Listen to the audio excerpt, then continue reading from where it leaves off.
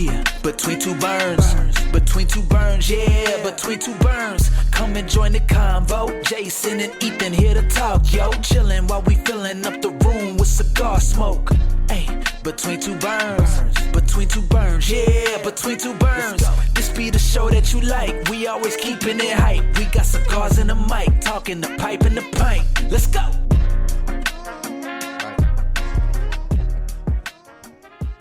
All right, we are back. Between Two Burns. Do you know the theme song yet? Between Two Burns. Can you sing it all by heart? No, I cannot. Does Josh know about our theme song? He told me he's seen the podcast session. I don't know if he's heard the rap song that enters. I don't think I've heard that rap song yet. Yeah. Between Two Burns. No, I don't know it. But I should really know it by heart. That's a bit of a Jason shame paid somebody on SoundCloud to make us like a theme song. It's like a 30-second nice. intro rap. It's very good. Yeah, Surprising. For $50 spend on Fiverr, it's about as good as you can. Fiverr's the best for Dude, stuff I like use that. Fiverr all the time. I haven't been on it in a while. Yeah. But So we are in with, as always, Mr. Botts. We have special guests. We are Between Two Burns Roadshow today. We are in, is this Huntersville? This is Charlotte. This is considered Charlotte. So Charlotte. Brand new Burners Bottle Shop, the one and only Mr. Josh here, owner of Burners. Yeah. Third location, correct? Number 3. Tell me a little bit about this one first. We'll start there. So Burner's Bottle Shop was a kind of a new concept.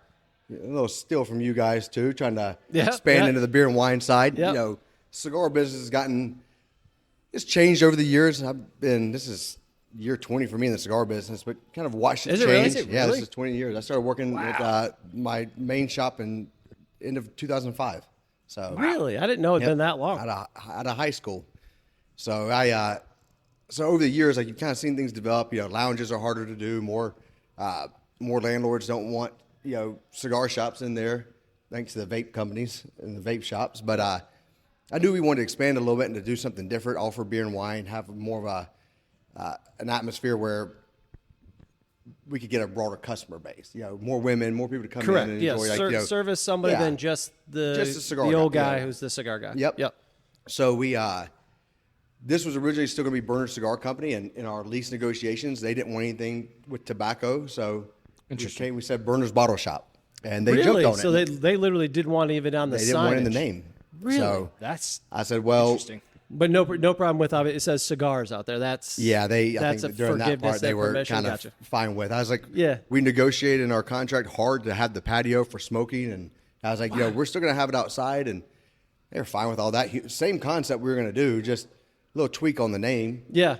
But it ended up being a good thing. I was really happy with it, making the change just because it gives us more access to customers. People that are looking for beer and wine, maybe not cigar customers, or bottle shop seems to jump more towards them rather than just cigar company that sells beer and wine. Yeah. So it was kind of a necessary change, and actually the original name concept was going to be the Bottle Shop by Burners. Okay. And after a conversation with Michael Herklotz last year, he kind of gave me the idea. He's like, keep Burners as your primary. He's like, that's your name. That's kind of what it carries he's like, the that's brand your brand through for sure. That was how we ended up with Burner's Bottle Shop.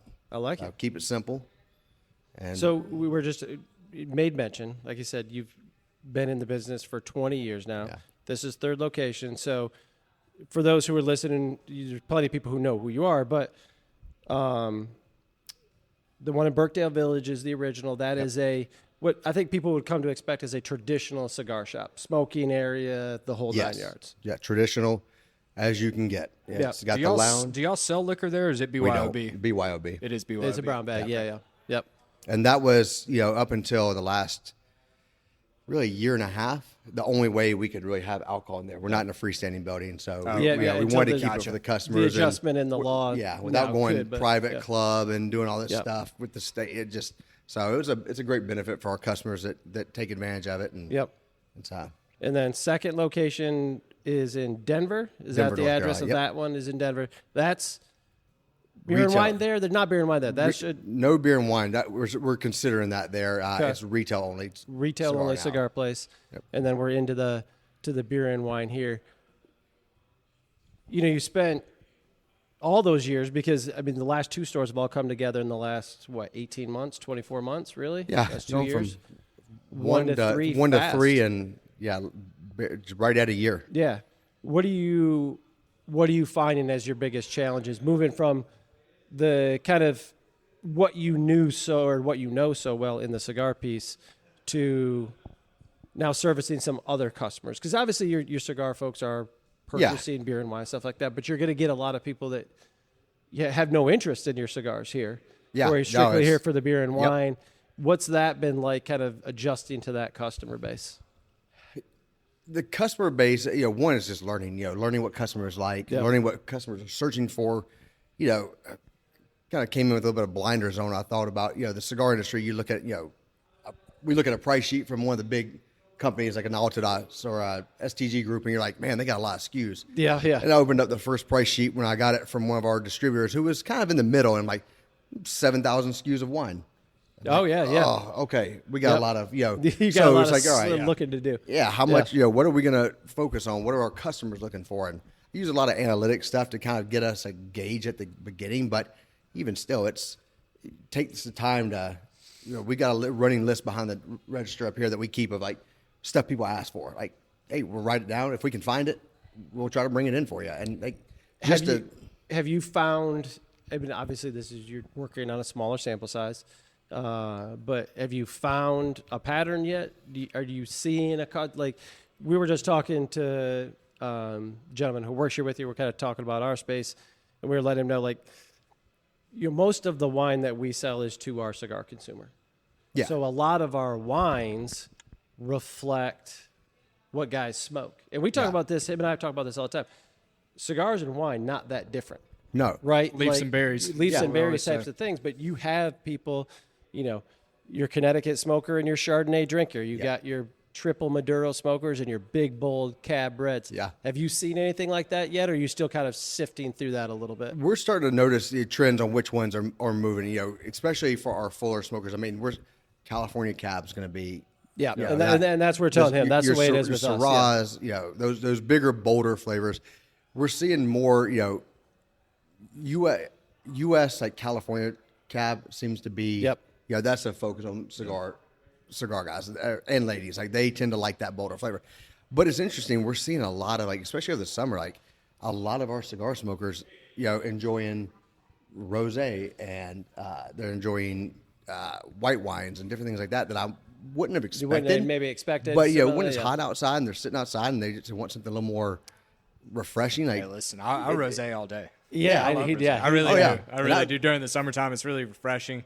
It's Yeah, light. I wouldn't Ethan will have a nice crisp rosé with a Padron 64. No, I don't know about that. It'll be, he is a basic white bitch. Yeah. If you Hey. say that.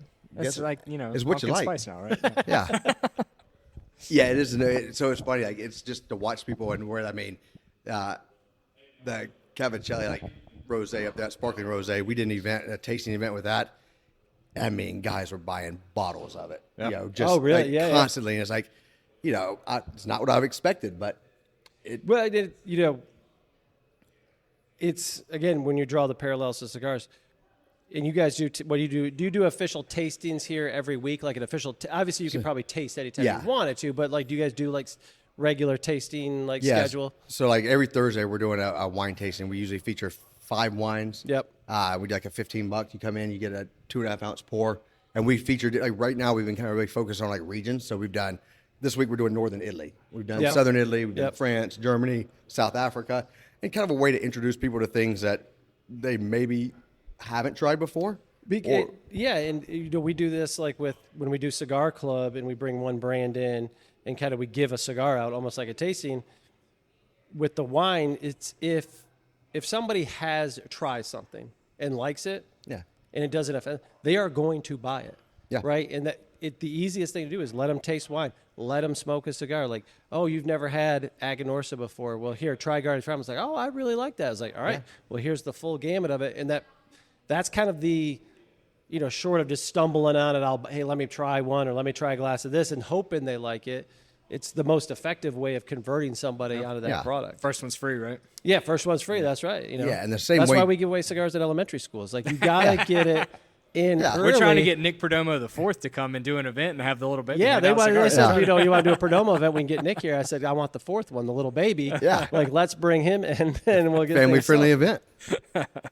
Full Yeah, disclosure, we do not sell cigars. No, no, no. to Yeah. students. That was a We ID. that was a joke. Burners might, but we do not. No, that's the hardest thing is telling schools like high schools and middle schools and things like Yeah. that. Like, I'm not going to sponsor the sports league because I'm pretty sure that nobody Oh, here. man. I hate to do it. I was like, but it really is not a good look for us to be on your Yeah. on your middle school football team's banner. Like, I'll donate something to the silent auction to the parents, but like, we'll do the collegiate stuff. Like we got a relationship Yeah. with UNCG, with that stuff. But anytime it's like, oh yeah, my son's travel baseball team. I was like, I don't know, man. Like, Yeah, it's a tough- Part of me wants like a smoking baseball like on the front of his jersey, and being like, what is these guys coming out of a smoky bus? I've done a few getting ready to things play to the game schools. They're with- like, we're doing a silent auction for an event. I'm like, okay, I can do that. I was like, but yeah. I don't want to be on the banner on the the home field. It's Yeah. like Burner Cigar Company, and all the kids are saying, what is that place? Yeah, so The wine piece opens you up to that big time, by the way. oh yeah, Everybody's giving, hey, you want to donate a bottle of wine? Yep. Or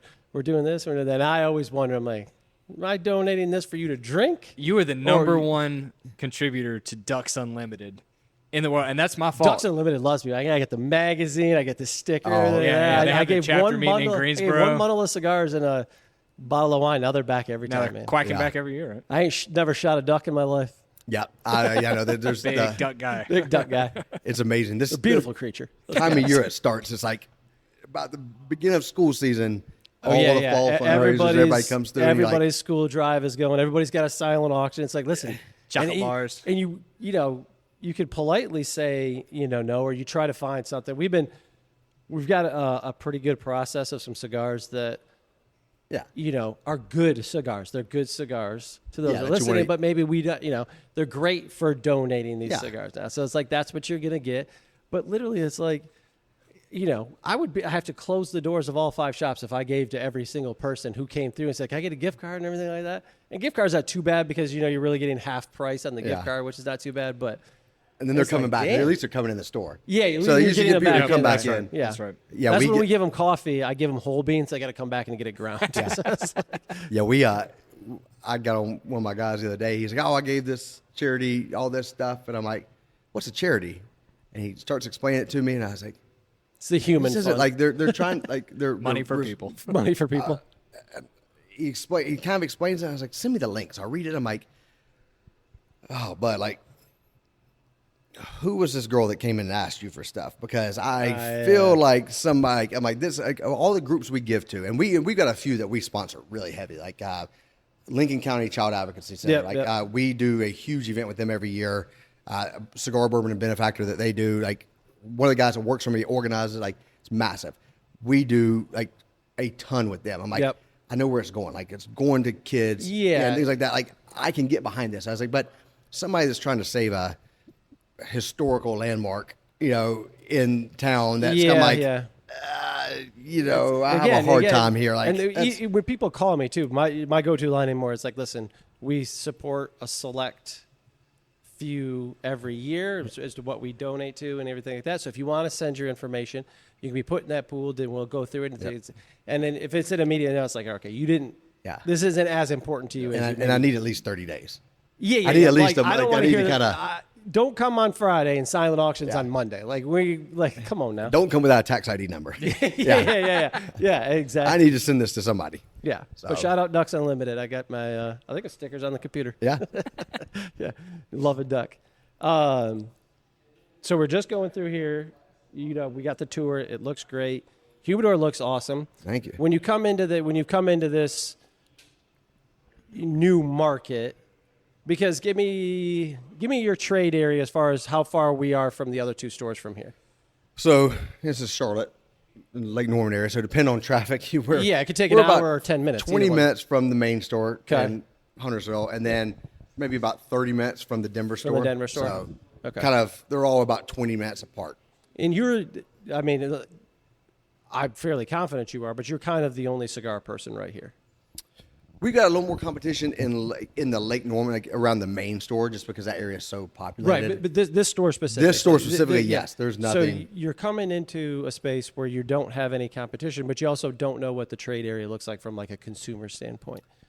Yeah, kind of. I mean, I worked to run a lot of analytics when looking for locations, because it took me a few years to kind of narrow down where we wanted to be. And I looked at all over town. And, we found some analytics software that really helped dive into the markets, and then we started collecting customer zip codes a few years ago just to kind of get an idea, like where our customers are coming from, look at buying patterns, like where we can focus on things. And so we still have a good customer base in this market, like a strong customer base. Yep. So we pull a little bit from I'd like to say our main competition at this store is my main store. That's Okay, where we pull the most from. yeah. But like we pull some people from there. So we kind of had an idea like where that customer base was as far as terms as like brands and things like that on the cigars. So analyzing that's been a little bit easier, I would say. Okay, well, that's good. So we kind of ran into this when, we have, for those, for those listeners, we've got the new Durham store. Durham Chapel Hill is about as far south, east and southwest or whatever in Durham. You can still be a Durham address, so it services those two. But when we're looking at it, and the Mebane store had become clear, like it had reached a ceiling, and for it to go further, we needed to add the smoking piece and everything like that. Yeah. And we could tell, like you were just talking about, we collecting the data through our loyalty program, can see the sales and stuff like that. 80% of our sales probably were coming from the zip code that we just moved to. Yeah. So we were able to make that transition. And do we leave a few customers behind? Probably. We have some still, driving, but we're 16 minutes from the other store. So basically, if you lived, 8 minutes up the road, you're just as close to the new store as you were the old store. But you could tell just by collecting that data, we're going to be okay. You know what I mean? Like we're not dumping the entire market for this other one. So when you were looking at the analytics, whatever you dive into, what do you like to see and what did you find the most useful? So for me, we looked at, and we used Esri, software. And friends at Anstead's, like I introduced them to it. They used it for market analytics. It was amazing software. So I looked at population density within a 5-mile radius. I looked at other locations. So I went through and basically took the PCA roster of tobacconists, in the state and just put them in a map, you guys included. The whole state, just so I could see, uploaded a spreadsheet and just put the addresses in there so I could kind of see where other shops mapped out. And then put a 5-mile radius ring around there so they could, so I could kind of see overlaps and things like that. So from there, then we dug into what the average customer spends on premium cigars. It'll give you that data.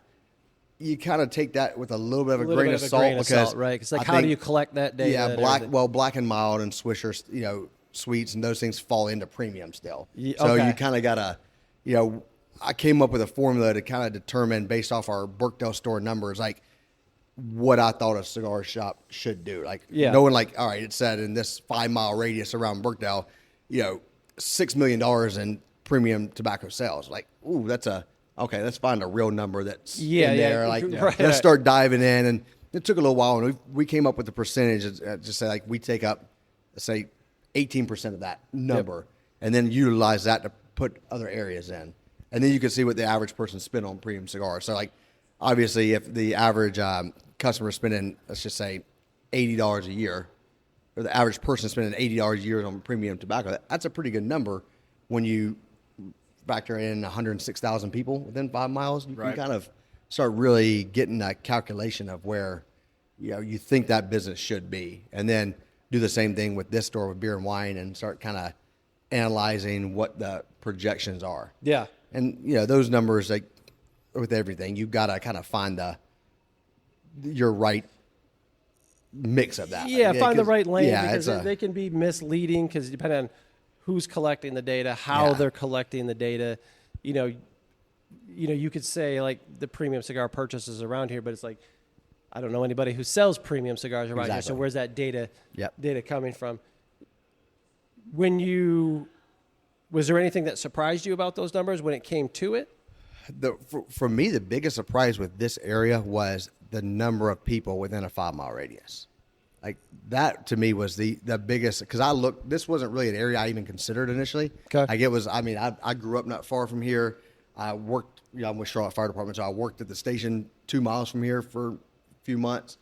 I never really thought about, I knew the area, but didn't think about the amount of people.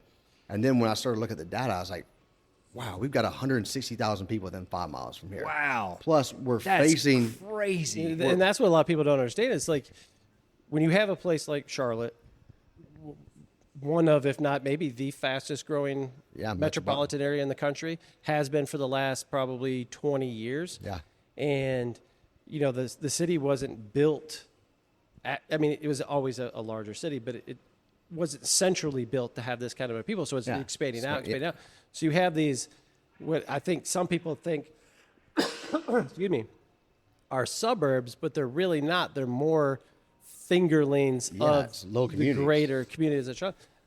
You know, you might be listening to this and have a cigar shop in whatever town, and your town has, 30,000 people in or something like that. Charlotte's got 15 different areas like this that have 100,000 people packed into 5 miles. City of Charlotte limits, I think we're just under 1 million people right now. Yep. So, I mean, and this area here is on the outskirts of the city. Yeah. So go across I-45 behind us, you've got you got Huntersville. You go 2 miles that way, you've got Concord. So, you talk about a lot of people. And then so you start looking at that, and then you obviously look at demographics data, what people spend, income, because we're in an industry where it's disposable income, like it's not necessity. So you want people that appreciate that kind of stuff and are willing to spend the money on it. So for me, that data of 160,000 people, and we're facing the interloop interstate, so we're fast access. I'm like, that kind of was a no-brainer. Yeah, to me. we're literally like right outside the door is one of the busiest stretches of expressway. And that's why I was like, our signage has got to go high. Like, I want it you got to be able to see it from out there. Go like McDonald's, man, off the highway. Just look over and see the golden arches. Burner's Bottle Shop, 1 billion served and more, whatever that. I hope so. Is. Yeah, that was for me, like finding this location, the layout of the store, the analytic data. I was like, okay, this is we had finally a space where we could put a good sized patio. Yep. Parking's not really too much. It is kind of an issue some nights. We get busy, so we fill it up, which I'm fine with that. That's one of those things. It's like if you're running out of parking, it is a problem, certainly, but it's a good problem. I would rather people run out of parking for us, because our customers fill up the space, not because all of our tenants around us, all of our neighbors are filled up. Because the Italian restaurants park. Then our customers can't get in because they're like, well, I couldn't find space. Everybody's at Cheesecake Factory. Right. And that's a way to turn customers off, right? Yeah. It's like if it becomes a hassle to go do anything, like we're all guilty of it. It's like, God, I'm not going over there. Like it takes 30 minutes. You can't find any place to park. And then suddenly you're buying your cigars, wine, or whatever it is somewhere else. So those are the things that you gotta, those weird kind of oddities that you have to think about when you're planning with these out. You just talked about putting the sign up higher. What are you able to do, or what are you doing marketing wise that because that's, for cigar shop owners, especially when you're cigar centric, that's a huge hurdle to get over. Yeah. Like we can't do what people generally call traditional advertising, right? Like we can kind of skate the lines of it, but whether it's, Google advertise or stuff like that, it's going to get flagged every time, social media and everything like that. So are you finding effective ways to reach the people out here? So with the rebranding, it's opened us up to be able to do more advertising. Like we've ran some Instagram ad campaigns that have allowed us to go through, because Burner's Bottle Shop is not flagged like Burner Cigar Company. So that was going to lead me into it. Please keep going. But we've found that effective with the new Durham tap room. Yeah. Yes, we are a cigar lounge, but the fact that we can advertise other things to get you in really has been effective. And that was one of the campaigns when we first ran it.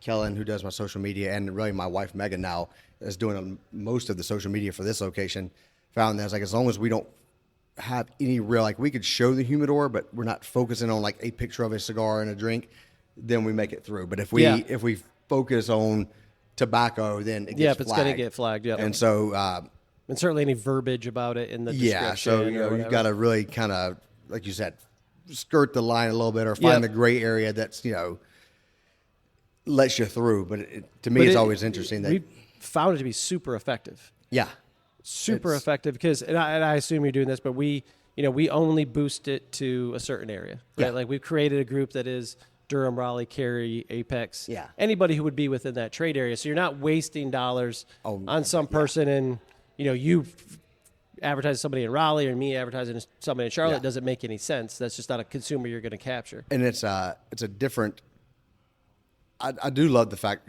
social media, and I really question sometimes on why we're not allowed to market on there, because Especially since you can do alcohol and it's Nobody will ever be able to explain to me No. why same thing happens with like processing. merchant processing. Credit cards, tobacco is considered, because it's age verified, it's considered high risk. But going to buy beer and wine is not, which Yeah. is wild. Yep. Like you got to collect the ID. You're not supposed to be selling either one of these things to people under the age of 21. Why is one held to a different standard? Thank Marlboro for that. Yeah, you probably can. Camel back in the day. Camel. Well, and my Selling thought as well. bicycles to kids with Camel logo on them. Yeah. Yeah. Everybody's got a jacket. Yeah, hell yeah. These jackets are cool, Bring man. your tabs in. Yeah. Yeah, I don't understand, because with social media, you can set specific parameters of people that have interest in cigars, people that Right. are over the age of 21. Yep. Same thing with alcohol. Like, you can narrow that down to where, like, you're not advertising to people that don't want the content or aren't. Yes, anybody could put in fake data into social media and get it, but Sure, but that's something that can't be policed. that's on anyway. them, not us. So, Yeah. but we can Everybody put that was in born there. 1/1 Yeah. 1900. Yeah, you know what I mean? It's like when you got to fill out the thing. It's like, Yeah. so everybody's 125 years old. Interesting. Yeah. Yeah, so it's but so to me, I just don't understand. Like, that should be something that we could do, but we're blacklisted. Alcohol gets away with more than us. On what they 100%. can do. It's not even close. It's, Well, and the it's THC amazing. stuff now too. Yeah, Listen, this is one. Listen, I'm all for it. You do whatever it is you do. I'm a do you guy. But the wild thing is when you look at states who legalize marijuana, and then the very following article is like, you can't smoke indoors at cigar bars, or you can't have a cigar lounge, or you can't have a tobacco shop. It's like, you smoke weed too, right? Yeah. yeah, it still burns. It still creates. yeah, it's- exactly. So but I mean, the reality is, you can play that game a little bit now with the bottle shop, right? Yeah. Like you can, and we've found that with the same thing in Durham. Like whether we're promoting the live music, the comedy event we just did, or anything like that. Like we're getting 30, 40 new people on those nights. They're like, oh, I saw it on Instagram. I saw you popped up on my Instagram. I mean, it is super effective. We ran our first Instagram ad, I think ever. In 15 years almost since I've owned up Burners, and I think we had 200 new followers within 6 days. Oh, yeah. Like, It's- it was it's an- amazing. it's That was an amazing. immediate- it's our an numbers are immediate going up like pickup. crazy, and so Yep. it is a it's been very helpful. And my mindset over the last few years, like, we've been trying to collect information to be able to do like mailings to customers, because of tobacco being so restricted. Like, all right, we're going to send out a mailer to our customers in this area. Now I'm like, we're not going to spend $3,000 on a blanket flyer to get It's going straight. maybe 30 cigar smokers in that area. I'm like, it just doesn't make sense. You small percentage of cigar smokers, right? And you can't target them with the mail. It's impossible. And then you're asking people who are cigar smokers to be also a person who reads mail, Yeah. right? Which then you're really taking it down. So it's like you send 3,000 of these things out, and one person goes, "Oh, bird box." Like that's just Yeah. not an effective. Yeah, and it's the old guy who's looking for Arby's coupons to get 2 for 1 on And roast then he beef sandwiches. comes in and wants he's to know like, why he can't get a bundle of Frescos Yeah. for $26. Well, that guy's been grabbing his 20% off coupon Yeah. from all of his neighbors and bringing it That's in every right. day Correct. to That's get a deal. So That's exactly it's right. it's a challenge. But no, we're Do you guys I presume do email marketing? Yeah. we do a little bit. Like, we're trying to gear it back up. We just we're getting ready to start text marketing again. Text. Yeah. So that has been the most effective. Yeah. outside of the being able to really target with social media, outside of that, for us at least, text messaging is, and it's really not even close. Yeah. The purchase through, click through rate, whatever you want to call it, that text messaging is. Yeah. And we had it going, huge list for the longest period of time, no issues, and then just woke up one day, Did y'all work with Lightspeed? we were doing it through we were doing it through Square first. Okay, we were doing it through Lightspeed, and the same thing. And we got busted on it wasn't even a cigar related text. It was a wine related one, wine and beer. And I guess the word beer got caught and it got picked up, and then they flagged us. So we now do with Nimble is the name of the company. Yep, we just signed up with them. Okay, so yeah. So we've onboarded with them, got our list back up to a few thousand, and it's in a good So spot now. We've got our our database list through our point of sale that we've had since starting, because everybody that uses our rewards program is linked to their phone number, and so we have to add one every time. So our debate now is like, do we just upload everybody back into one or start fresh again? And so I mean, the most effective way to do this, and these guys will walk you through this, maybe boring and stuff like that, but you're gonna, to make sure you're not gonna get busted again, you're gonna have to send out a text message to all these people on the list saying like, hey, I need you to opt in. The problem is, depending on how it was collected before, like the opt-in rate can slow down. Like, so especially in an industry that's full of old dudes who don't understand, like, is this real? Like, text messages, so like, don't read is half they can of text back to this number. Yeah. Okay. And we're sending out text messages like, hey, verify stuff like that. And I'm getting back, does Ethan have my cigars yet? Or like, this is not the way to communicate this. Like, this is that. But you get that a lot. But yeah, you're going to need to get them to opt in. But the good thing is the people who, generally speaking, like anything, if they opt in, that's an active viewer of what you're trying to send, right? That's an engaged buyer. They're going to be, whatever you're sending in the future, they're going to be, you know. And that's what we found, with even with email marketing. Like, I used to get, I won't say annoyed, but perturbed when people would opt out. Like, why are they opting out? Like, why are they, but even now with text, you get so many, you get so much, you're bombarded with, all right, to get this discount, you got to get an email and a text, and you got to subscribe to them. So people are now, opting out of everything. So I'm like, well, I'd rather just opt out than me waste money sending them a text or an email. Because I'm like, just if it's not relevant, it doesn't hurt my feelings. And when we did the text message, I would get a run of like 20 like opt-outs, like text stop right back to back. And I'm like, oh, what's the bit? And I literally spent 10 minutes looking up their phone number in our system, and it was like, oh, this phone number made one purchase in December of 2019. Yeah. And that's the only time they ever visited the store. Yeah. So you're like, okay, this person bought a Christmas gift or something like that, then it's not for them. Yeah. And like you said, I would rather not pay the 8 cents or whatever it is to send them that text than just to say I've got X amount of thousand on the text list or whatever it is. So it's I'm trying to hand off some of my responsibilities now that got to delegate, man. With 3 stores, I'm bro, learning now. So to give some of our staff here, my managers and things like that, some responsibilities. All right, set this up. Let's get our organization done. Let's make sure the texts that are going out, or if they just want beer and wine texts, they're just going to them. If they just want cigars, are going to them. Like, I don't want to. Let's get this organized and set up right, and so let them kind of develop that. Yes, I saw the beer flyer up there. Somebody's effective on Canva. I saw the same little beer. I saw my same little beer guy I like to use up there. Joe manager McKenzie and at this store, and my wife have gotten very good at it. You can see all the stuff they do every week with Canva. So, but it works. It looks good when people come into your place and things look clean and professional and well done. It speaks a lot of it, right? That is the goal is to you want to be a local shop, but you want to be a professional shop. Like when you got stuff that's unorganized and there's no information. Yeah, you're not looking for your staff doesn't know anything. Torn, empty boxes of cigars stacked up at the front door and everything like that. Which we've got a box full cart. If you know anybody who needs free cigar, cigar, the cart. Free cigar boxes, send them here. We at most of the store we usually just give them away.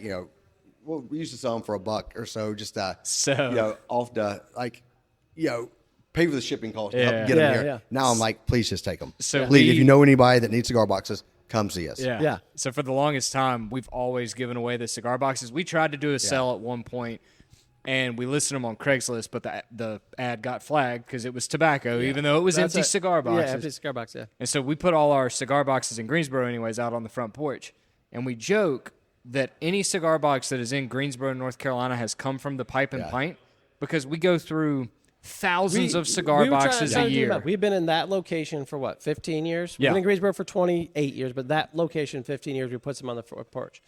And no less than 10 to 15 go out front every single day. Yep. Yeah. Some days we're filling and there's 40 of them out there. And some days maybe there's 10, but on average probably 10 to 12 to 15 every single day, 365 days a year. Yep. And they're never there the next morning. Ever. Oh, yeah. They're never still sitting there. You know where they are? They turn into a clock or a purse on probably. eBay. Oh, probably. Yeah. Well, listen, I can live with that. That's fine. I hate to throw them away. But I'm like doing the math. I'm like, where's the 300? I'm like, every person in Greensboro has like As at least one of our cigars. at least right. one of our cigar boxes. I know, I tried to learn the Etsy thing because I saw people posting them on there. You know, the Arturo Fuente box, just a regular Yeah, signature box. Yeah. $15. Yeah. Plus $7 shipping. I'm like, let's get on this thing. And then Etsy got it. I was like, man, Yeah, this is yeah. complicated. I Yeah. was like, we'll just get them away. Well, maybe one day, but it's I don't want to throw them away because they're too nice. The companies put too much money, too much artwork into it. Like, it's like, and they're good boxes. I mean, And I don't know why Padron went away from it, and other cigar businesses, manufacturers still do it. Like, Padron for years gave you the credit for they sending still the do. boxes back. Yeah, they still do. it? Yeah, they still do. okay. we send all our Padron boxes back.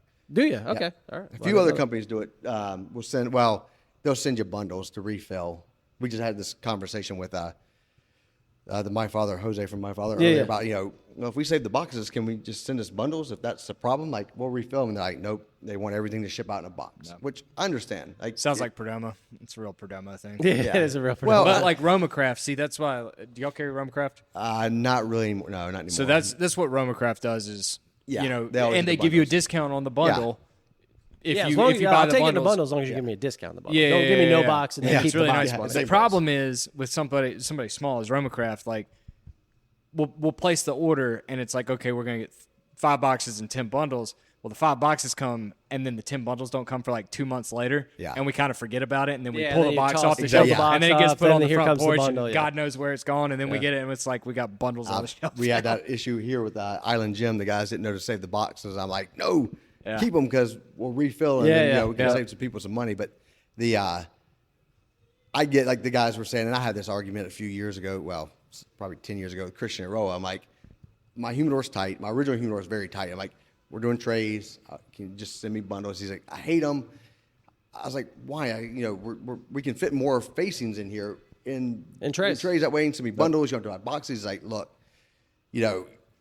you guys aren't like You can't everybody put our else. boxes He- on the shelves. You don't need an account. well, his whole thing was like, Calm down, people don't Nick. take care of Nick trays. Perdomo. He's like, he's like, people don't take care of them. He's like, Yeah. people get refill bundles and they just dump them in there. Yeah. And they, it looks, the barcodes are up, bands are flipped, cigars are upside down. Like, they don't care. You think about some of the shops you've gone into. Like, Yeah, yeah. You walk I'm in there sure like, that. man, this humidor looks terrible. Like, stuff's all over the place. Cigars are, mixed up. And I'm like, all right, I could see that. Like, if you don't take care, you got to, and for them to police everybody to take care of their humidor, it's going to be tough. So I understand from that perspective. I'm And like, if they didn't send, if everything didn't come in a box, how would you get a box full of loose tobacco that would just fall all over? oh yeah, no, I really need that. I mean, how would you? So I had How this, would you this feel is no if that joke. wasn't in your life? I had a customer come in, I don't know, 3 days ago, and he wanted some Islas, and we were out in a cabinet. So I went upstairs and I grabbed a box, and I come back downstairs, and this man looks at me dead in the eye and says, "That is the sexiest packaging I've ever seen." It kind of sensual too, like deadlocked eyes with me. Aviso del Sol. I'm like, Oh first my of all, God, yeah. first of all, this is a cardboard box. It's a cardboard box. Yeah. Second of all, and And not even one of the good cardboard boxes, like a Oh, yeah. legitimate just Yeah, it's cardboard just- it's packaging And box. so I started laying it on thick. I did the Vanna White,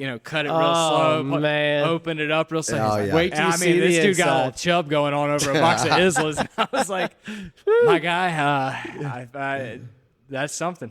Good Lord. Imagine if you actually saw a really good, well-presented box. I know. So I think he just likes the tobacco in it. I Think think about me that's when what you it smoke is. it. Wait till I show you tobacco's bias. Yeah. Look at this Well, green it's bottle. funny Look at 'cause this green bottle. we used to have customers that would want the loose leaf tobacco out of those boxes. Makes great potpourri. Yeah. Acid, yeah. throw it in the bathroom. Clean, get it smelling Yeah. nice at least. Remember Benny? Yeah, of course. Benny used to come in and say, "What loose tobacco do you have?" So like the Islas, the Cuba Cubas, that kind of stuff. Like Larry would put it in a bag for her and just give her a Do bag we have of any the clue tobacco. what was happening to it?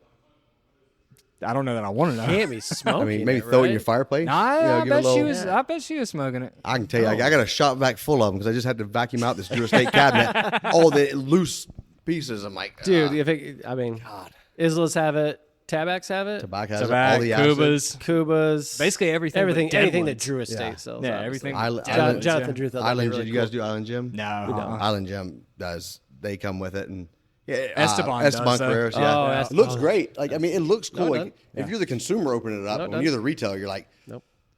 oh god, okay, here comes It's the not mess. cool. It doesn't look Yeah. cool. Yep. None Yeah, of those it's a things. are Vacuum accurate. extra good. I'm like, just turn it into a bundle cigar like everybody else does. Yeah, God forbid Yeah, if you have loose leaf tobacco in there, and you ribbon it and the ribbon's a pain to get off, I mean, I might stop carrying your product. That's blind. I mean, if I got to get everybody's yanking it out, it's like, golly. It's kind of like cigars without barcodes. I'm like, why make my life difficult? Like, just any new cigar that comes in and it doesn't have a barcode on it, I want to scream. Yeah, unless it's cabinet, I can get behind that. Which one? If it's unless it's cabinet style, like uncellowed, like whatever, I can get behind that. But like Padron, because like LFD tries it with their little tiny Placencia barcodes, but they don't ever scan. Yeah, Placencias are hit or miss. Yeah, they're hit or miss. The problem is the rounded ones. If they're box pressed, they're fine, but the rounded ones you can't scan the can't get the barcode. whole code. The hex code is terrible. Yeah. I remember one time we got a box of Padrones. I had, I think it was like 7,000s had a barcode on it. What? And I called and I'm freaking out. I'm like, please tell me this is coming. They're like, oh no, that was something we did for, I guess, one of their big, retailers somewhere.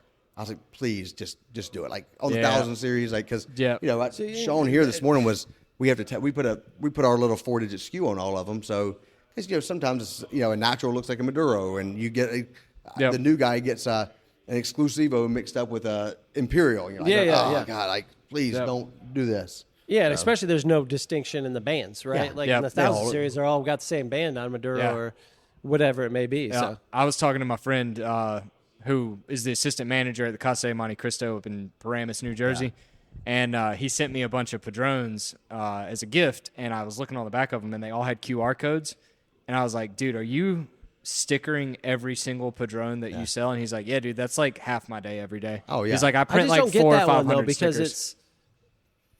it's a good price point cigar. It's in cello from one of the biggest, if not the biggest name in cigars. Yeah. Like let's slap a little beeper on there, bud. Yeah. What do we? I think Padron may just be like, F you, you're gonna carry it anyways. Yeah, it doesn't matter. We don't have to change anything. Yeah, that's exactly right. Yeah.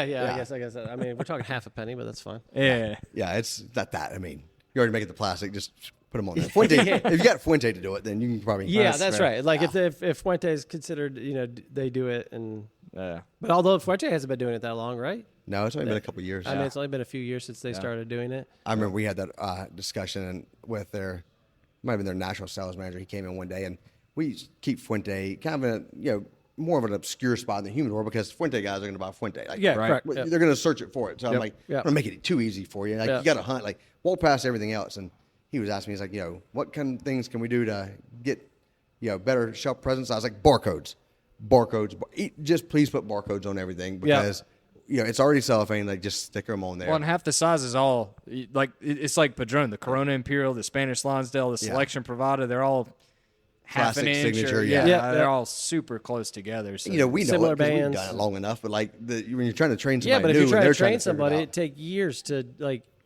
You may not even expect somebody to actually memorize. Like, And I used to have for Liga Privado was probably the hardest one because even our little price stickers with the sticker gun won't stick to the Liga bands. Yep. They just fall off. So I had made up a size chart that I kept behind the register with a picture of each size of number 9 and the barcode. I'm like, no one looks at this thing. This is pointless. I'm like, well, wait, it's like learn the sizes. Like this is all you gotta do is like Robusto, Toro, Corona Double A. Like y'all figure it out. Like but I'm not but then it's T52 versus number 9.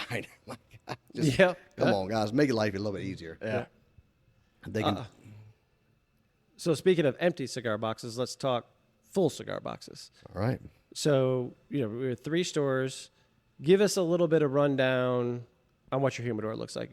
Everybody knows us, knows what we're kind of comprised of, but let's start with this. What's your biggest traditional cigar brand that you carry So we're very strong with Rocky Patel. We have been for a long time. Is that who makes your Burners cigar in there? They did our 10th anniversary and the B1. The B1 is actually one I blended on my first trip with them. Oh, nice. Cool. And kind of we've all done it on trips and Yep.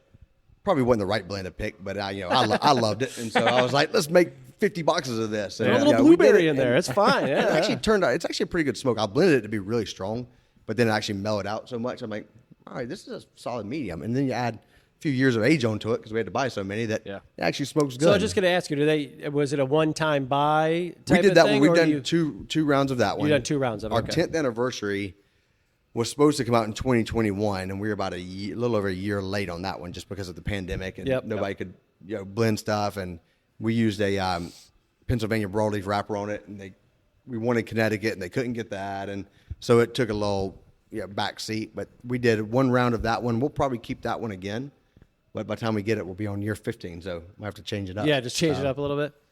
But no, Rocky is our as far as brand wise, Rocky's probably our biggest brand, biggest volume seller. Like we do a lot of Rocky volume. I mean, the 99 vintage is our top selling Connecticut cigar by folds. I mean, it's massive. So we've had a great relationship with them for years. And after that, Padron's probably our largest sales volume just because of their price point. But just it's Padron, so no one's gonna argue with that. I think every cigar shop has the same sentiment. Like we sell the most money in Padron, but it's Padron, so we could put it in a corner down at the bottom. Separate category. Yeah. Yep. So, have you found humidor here? Does it mimic the other humidors? Do you say fairly? Okay, so it's different. Yeah. Nope. I now have 3 stores with 3 completely different humidors. Really? Yeah, they're Interesting. all. I mean, as far as brand wise, we have a lot of the same brands, but each one's starting to diversify a little bit. Yeah. So I mean, this store and my Denver store both have bigger humidors. Like I really wanted to expand the footprint of the humidor, not so much to put more product in, but to make the product more visible. Yeah. And probably should have doubled the size of this one again too, because as soon as you think you've got it built right, you need another 50 3 shelves, spaces for boxes. But I really wanted to make sure like the boxes were fully visible, and we started trying to correct that in my main store.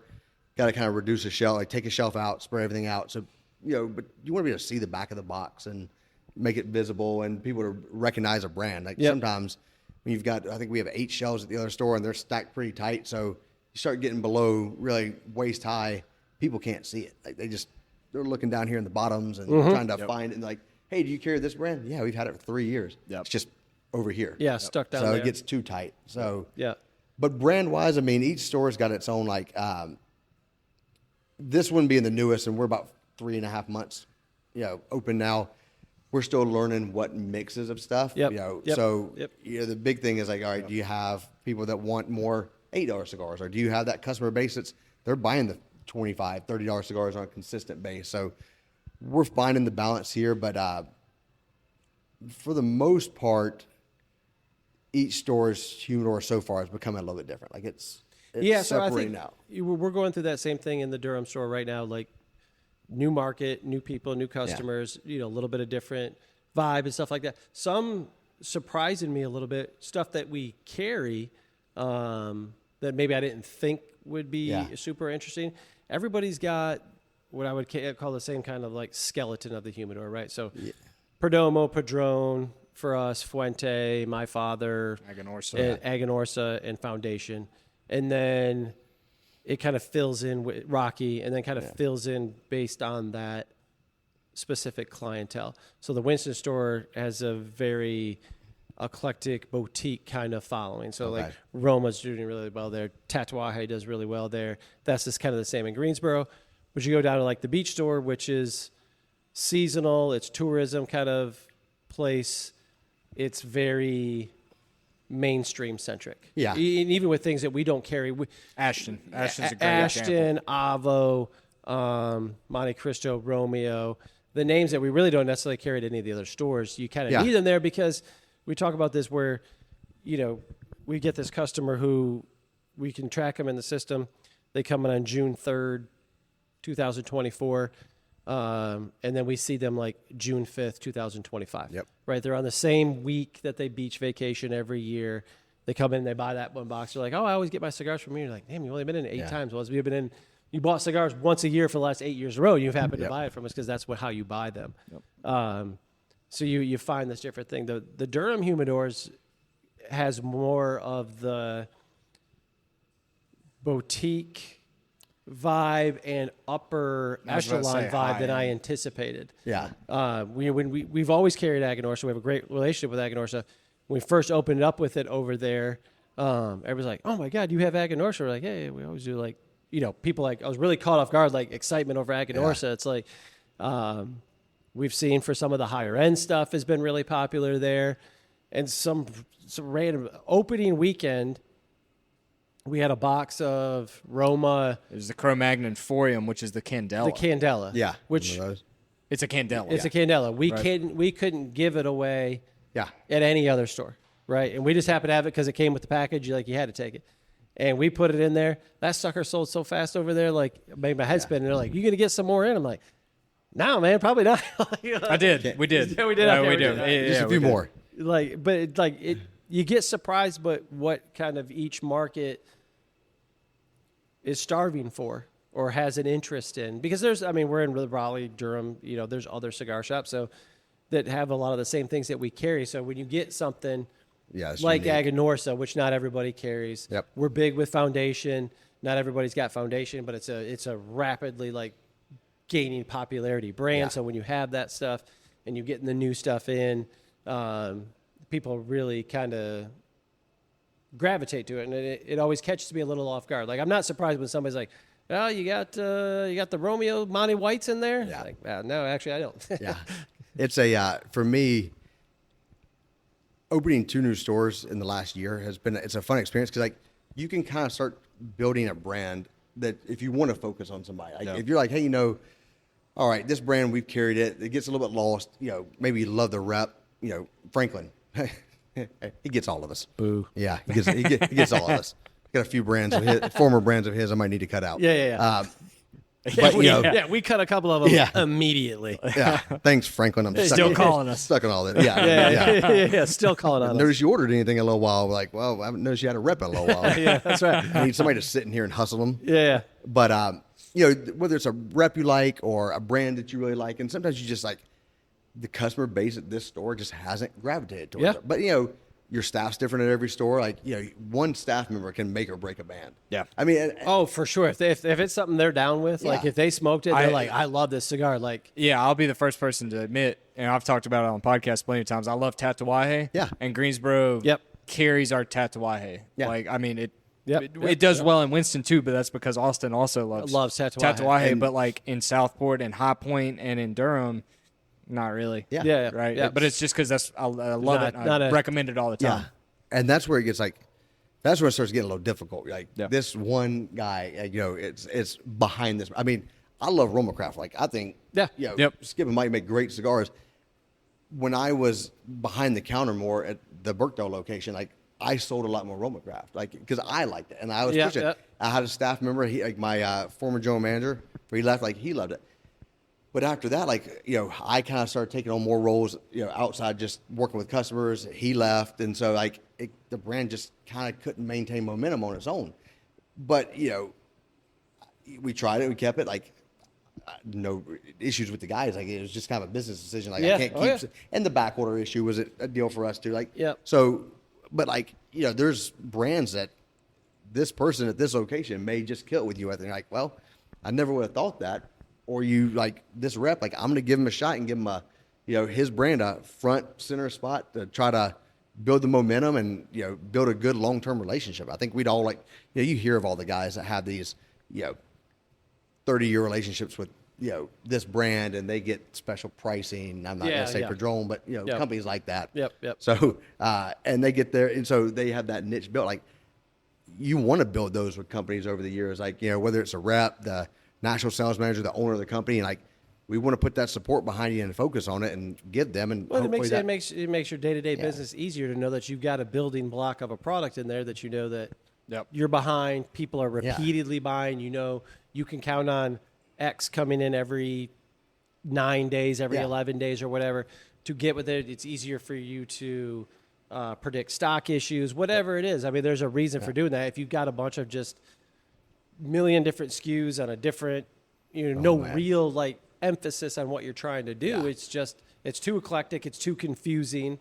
And it gives your customer fatigue. Golly, you're just got a few sprinkle brands in here. You got one of this, 2 of that. And it's I don't know what I'm looking at. People always knock Perdomo. Y'all don't carry Perdomo, do you? Yeah, we do. We carry a little Perdomo, yeah. Well, for those who don't know, Perdomo requires facings for lines, right? So you have to carry 4 facings of one line. So if you want champagne, you got to have 4 sizes of it. And a lot of people don't like that because they don't have room in their humidor for it.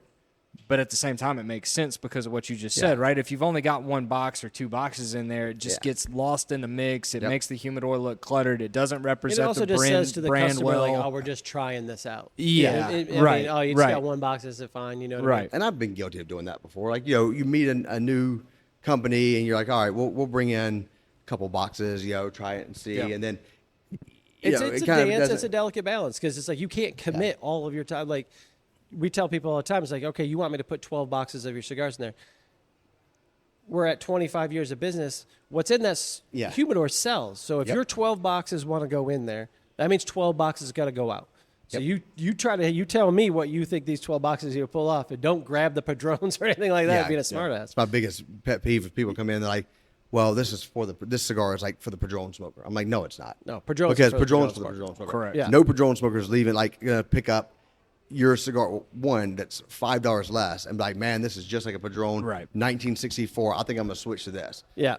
One, like you're just not converting people that way. It's not gonna happen. I've got customers that they smoke the same cigar every day, 365 days a year. Yep. I'm not converting them. Like, There's I don't no want the reason. headache. And you don't want I don't to. want You don't try want to Like, because- Why would you want to? Yeah, They're a all great you're going to customer. do is, I know I need 7 boxes of Diamond Crown Classic #4 every month for this one customer. Like, Yep. I don't have to sell it to anybody else. Like, I'm going to be a great account for that and it's predictable. Like, it's always available. I order it. Like, it's easy. It's Like, available. Yeah. You know how to and engage and distribute your cash flow. Oh, yeah. It makes everything about your business that much easier. If I had 50 customers that only smoke the same cigar all the time, I'd probably sick. just be Yeah, great. it'd be Like, awesome. It'd be easy. Like I'm a boutique guy, and I like boutique smokers when they come in because it's fun to talk about the new stuff and everything. Yeah. But at the same time, those are the onesies and twosies guys. Yeah. So like they'll try I'm gonna use Warp Cocodrillo just because it's on top of my head.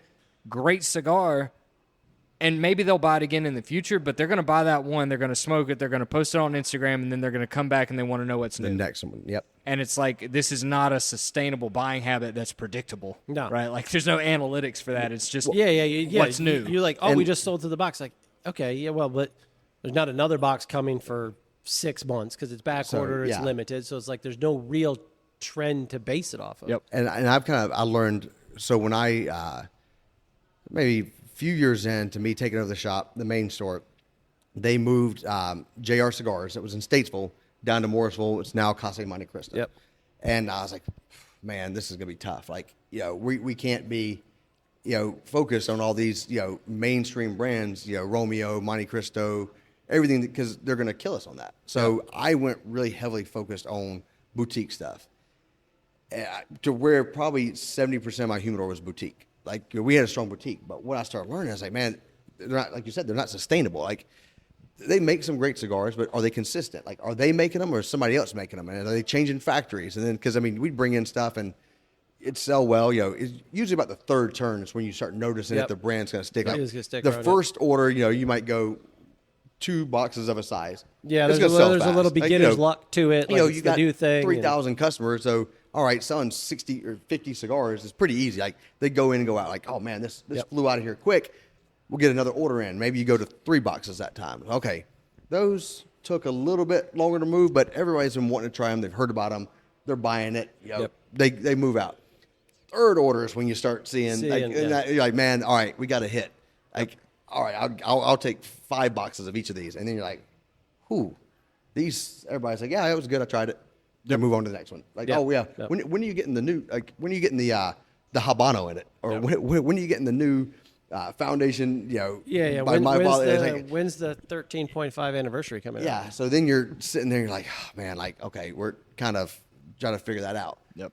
Yeah, and that's the hard part with boutique. So I actually had to kind of scale us back a little bit. Like, we couldn't just bring in everybody that's And then you coming run out. into the problem. It's like you work hard on it, and you get past that point with people. It's like, all right, maybe that guy's now grabbing 10, or you know, they're buying so many singles that it equates to X amount of boxes per month. It's like, all right, like, we need this turn. It's like, all right, I need 10 boxes of the Toros, 5 boxes. You put in this order, and then that sucker gets dropped off by UPS, and there's 2 boxes of the Toros in there, stuff like that, and you just see the back order line. It's like, well, we can't really, because you get some brands who come in and like, oh, we get full commitments, a hand sell, and it's like, okay, got it, stuff like that, and then like you're doing it, it's like, all right, well, give me 20 boxes of it. It's like, oh, well, we can't do 20 boxes. That, like, it's like, so it's like you don't have it. So it's like you have to be careful of Yeah, like how what much you're you commit to. convincing everybody to do, because if you get to the point, it's like, well, you can't provide that product anyway. Yeah. So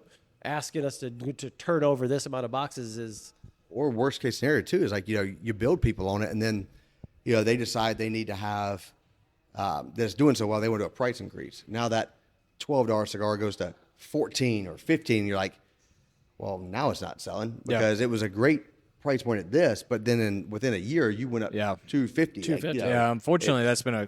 And so I was gonna say, let's talk about that for a minute. Unfortunately, that's been a conversation that's been happening a lot more in the humidors. Now, part of that isn't.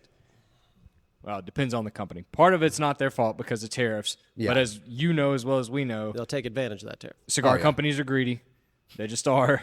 And they're going to use any excuse they can to raise their prices, right? Yeah. But like, Prices don't usually go down. So our best-selling brand we've talked about before is Perdomo. Yep. And we've had loyal Perdomo smokers for 20 years, smoking the same thing, and we're finally starting to get a little pushback on pricing. Yep. And I'd like to think Perdomo's not being greedy, but at the same time, they're about to take. I think they're about to take their third price increase on the year. Foundation just took their third price increase on the year, so it's like I can't keep Charter up. Oak. You just used to be. No, it's You crazy. change the prices on the boxes and get it updated in your system, and then you get a new email. that Yeah, says it's they're like going Charter up Oak. and nothing goes up uniformly. It's all different. No. Oh, yeah. Charter Oak's one of the best value cigars in our humidor, but it's not. At what point's it not value anymore, right? Well, I mean, look and at the we're getting Rocky at Edge. that point. The Rocky Edge was that way forever. I mean, but now it's. Oh, that's funny. I was talking about something. That was kind of like the That was when a Larry staple got those over $5 there. cigar. Oh, Like it was. $5. I mean, Yeah. It was. I mean, that was like that was your 100-count trades. People grab them by the handful and go. Now it's like. Yeah, that was I the mean, whole point of the big tray. Is Yeah, like, 'cause it's like we have inexpensive. them. I'm like, but they're $8.50. I think they're almost $9 now. Yep. By the time. Oh, yeah. And we've got. I mean, we're in a state that we've got a good tobacco tax. I mean, 30-cent cap. Yep. You know, that's pretty good for compared to most states. So. You still add that in there, and you're like, Yeah, this I is mean, not really a value. But that ain't even been that long. Go back to think what 3 years ago looked like if they were still 13% on that. Yep. What that, Yeah, that was. I mean, because these cigars that we're selling for $19, add another $1.50 to every one of those based on that tax. Like that's wild. and it's but and like you said, like I'll give Rocky a good credit and shout out. If you remember about a year ago, they actually dropped the price on their vintage series. Yeah, they did. And we did too. Like we went to we go MSRP on everything. Yep. Like we add in the 30-cent tobacco tax, which is shown in the sticker. We used to not do that because I didn't want to put a cigar, a $20 cigar on the shelf, and it's showing up at $21.20 because it's got 12.8% tobacco tax on there. So we would add it at the register because somebody walks in, they're like, "Man, you're high price." But now I'm like 30 cents, we'll put it in there. It's listed. You know what you're paying for it. Yep. But I was really impressed when Rocky and them did that, and I was like, everybody else is going up. We're coming off of COVID. Everybody demand's high. I mean, and that's capitalism, like supply and demand. Like everybody could raise their prices. Yep. But like we said before, we saw it earlier. Some people got a little price happy, and They also coming out of COVID, like you base your business on COVID business. That's a bad way of doing it because that we know it's not going to last. It's not going to last. Yep. That's we were one of the industries that really exploded during COVID because the average person was hanging out at home and they had disposable income 10 times more time and double the money to do whatever they wanted to do, so they could come by and hang out and work on a computer, whatever it was. But everybody had to go back to work, man. It's like that and like some random look when you're getting stimulus money. And then you're getting, you're still being, like, our customer base was not unemployed. Like they were, they're still working from home. Like they're still making their salary. They're just like, man, I don't have 3 hours worth of commute time every day. Yep. So they, but for them to walk in, like, you know what? Here's a $25 cigar that I've never heard of. Yeah, let's give it a shot. Yeah, they don't sure, care. it was Like, nothing. well, this is back order. This is back order because people they didn't mind. But then, now you're going back out and everything's going up. So you're going to restaurants, you're going to, concerts, Yeah, and you're going to the vacations, bar, and you're that's vacationing all more. still going up. And you're like, well, I'm going to go back to smoking. I'm going to still smoke a $25 cigar, but it's going to be the one I know that I get $25 worth of, my money worth in that cigar. So customers really had to like shift. And I think a lot of companies were behind the bubble on that. Like they didn't adapt and recognize that quick enough. And our industry tends to move a little slower. Like very much so. Like they didn't, and we talked about tariff pricing. Like, we had a price increase at the beginning of the year, and then there was like kind of like the pre-tariff jump in April that we saw. Like, we all saw that, and then it was like, okay, now we got to do the now full there's the increase. actual tariff. Yeah, bump. and It's then like, some well, companies, they're not putting it in their prices, and you got to respect some of the bigger Yeah, I companies. think Rocky yeah, did Rocky- that. Yeah, they didn't put it in theirs. They're fighting. They're working to get it resolved. Some companies just, you get a line item tariff fee. So, okay, maybe it's not going to be a regular price increase, but then some of them, you're like, they've already baked it in. it's baked in. I'm not seeing it go down. Like, Well, so the interesting thing I think will be to see is if there is a reversal on the tariffs, right? And then the folks who either didn't take an increase or did a line item, they're like, you know what? There you go. We're going to do what we said. We're going to pull the line item off. And then it creates this price gap between those who raised their prices but baked it in and them. It's like, you could find yourself like, I thought everybody was going to do this. Like, now we're here and everybody else is here. Like, it's hard to be like, you're going to try to play the heroes. Like, you know what? We're going to drop the price of all our cigars by 50 cents. Like, oh, thanks, man. Yeah. It's like you're not doing that out of the goodness of your heart. You realize you're overcharging that on every piece. And our customers, there's so much information out there. Customers are smart. Like, I've had customers that come to us before and they're like, you're 30 cents higher, on this than this shop. I'm like, it's the tax. Like, it's the tobacco tax. Like, we're not, like, let me compare your receipts. Yeah. Now, some companies might not pass it along. Like, some people don't. That's we do. I mean, it's our cost. We pay tax on it. It's part of it. Like, you run a business. Like, you can't. We've got to. We can only absorb so much. And even now, like, I had this conversation with someone the other day on tariff stuff. I'm like, we've got to take it because everything else has gone. Our cigar bags, every matches, everything we use. I mean, it's all made. Your rent's getting more expensive. Your power's getting more expensive. Your gas, everything's going up. Like, we've got to pass it along. Like, if it goes down, we will go with the manufacturer's MSRP on everything. Yeah. And because we want to be competitive in the marketplace. Like, we're 10% off on boxes. All the time. Like, we want to be competitive. We want you to shop brick and mortar. Like, I go into shops and sometimes I'm like, man, good for you to be able to get this price. Like, it's great. Like, if you can get, $35 on a Liga number 9, by all means do it. But, you're going to lose a lot of customers that way because they're going to go on their phone and they're going to go look at their local shop and say,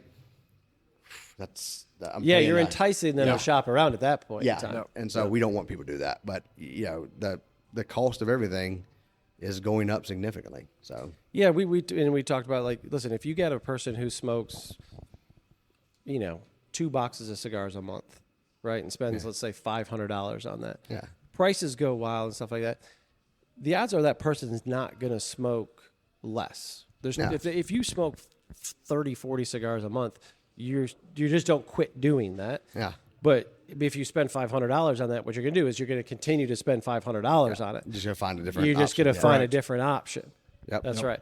And that's crazy too, because like there are companies now that are starting. I mean, there's companies that are making still very good price point cigars, like under $10, under $8. Hell, Drew Estate just came out with that Nika Shade. Nika Shade's going to be good. Yeah, I mean, it's going that line does well for us anyway. Yeah. So the shade in it. Yeah. So, but I mean, there are companies that recognize this and have those capabilities, but those are the companies that are vertically integrated. Yeah, they and Drew Estate's almost vertically integrated. They still own some of their tobacco fields, but you look at guys like Padron, Placencia, Fuente, LFD, like they can do that. Like, they can introduce new stuff because they control all that.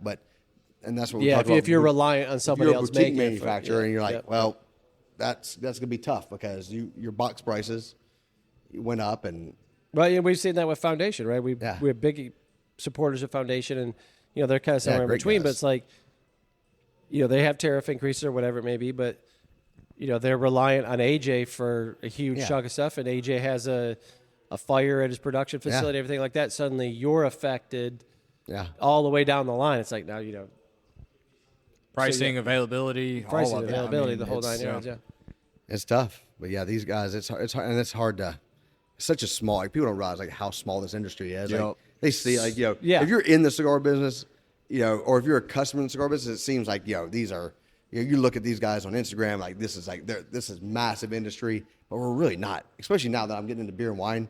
Yeah. Like, you realize how small we are. Like this is just Yes, absolutely. You or I or Ethan could pick up the phone and, outside of a couple, call any one of our manufacturers and get the actual person who talk owns to the the owner, place yeah. on the phone and be like, hey, can you do something about these barcodes? And be like, yeah, we'll look at it, stuff like that. Yep. You're not getting Chuck Wagner or anybody, Nope. anybody like that in the wine business on the phone is like, who the fuck are you? yeah. Why are you calling me? How did you get my cell phone? Yeah, Don't worry that's about it. Yeah, it's crazy. Like, and so you kind of realize like it's small. I mean, everything's still handmade for the most part. Like, and I laugh too because I'm like, I wonder how these companies that switch their box production to China, in the last couple of years because they couldn't keep up in Honduras and Nicaragua during COVID, are like, shit. Yeah. Like now we're between shipping container stuff going up so much, and then now tariffs from that. It's like, oh man, It happens so fast. I mean, it's like a switch, and like you've gone from $9 to $13, and you're like,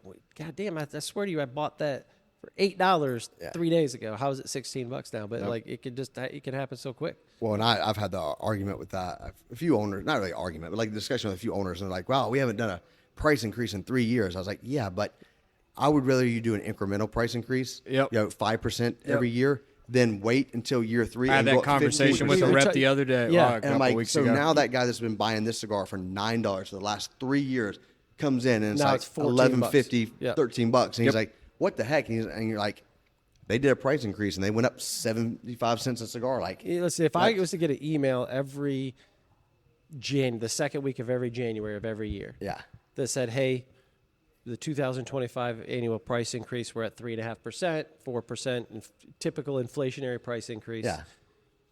No problem, right? It just gradually adds in. Everybody's comfortable with it. Everybody understands. To your point, we haven't done a price increase in 5 years. I was like, well, that's bad business. Like, I'm sorry that you're not doing that because your costs have probably increased. Yep. You're not doing anybody any favors because you're eventually getting to the same price that you would eventually be doing. But doing it with some sort Now of it's a sticker sticker shock shock, is not the way to accomplish what you're trying to accomplish. and trust me, like, to me, like, one price increase every 3 years is way easier to manage because you guys have done, like, you get one company, let's just say, I'll use Rocky, maybe 350 SKUs. Yeah.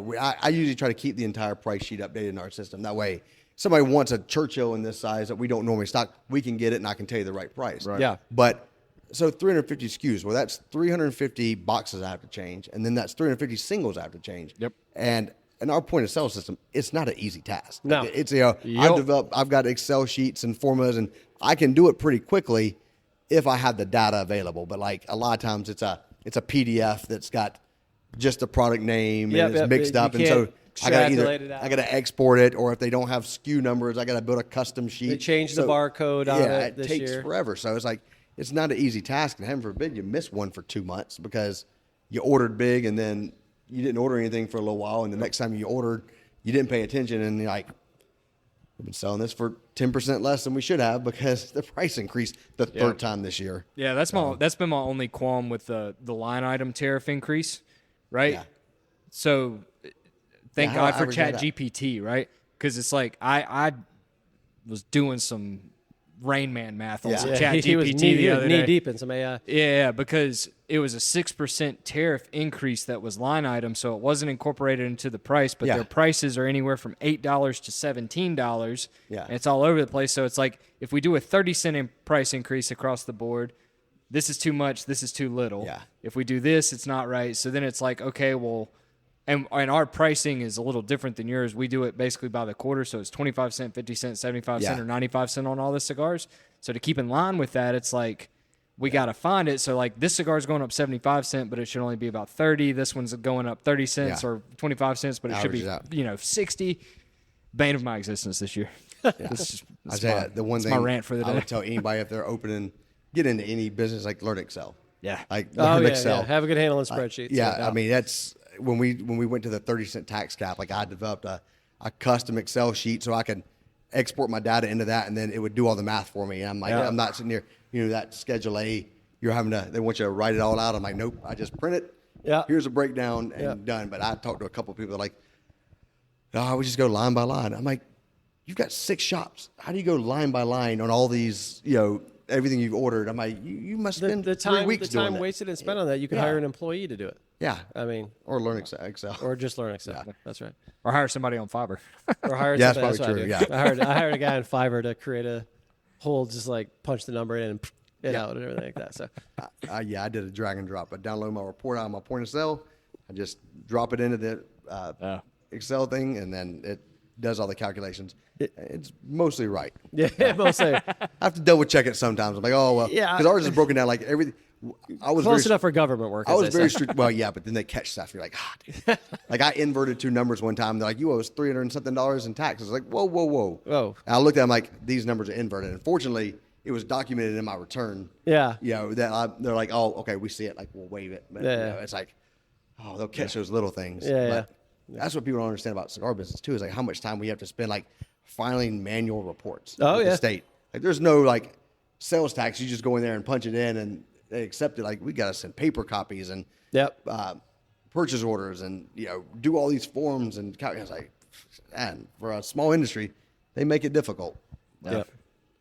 Well, we just touched on one of the biggest negative things, but give me something positive that you're seeing that so far in 25 that you've really liked cigar business wise. Like I'll give you an example. We were both happy, and we talked about on a previous podcast that the limited cigars took a drop this year, and we're getting cigar companies focused on core lines. Like we're big fan.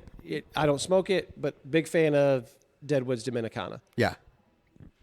Smart move, smart product in an already successful line. It was needed, did it. I like Nika Shade. I think that's great. Yeah. That rounds that line out.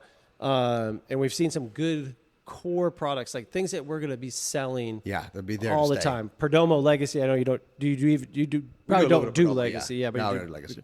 My That's- Father but Blue. that- My Father Blue is incredible. My Father Blue, Nope. You just said the they just folks who are left. in here.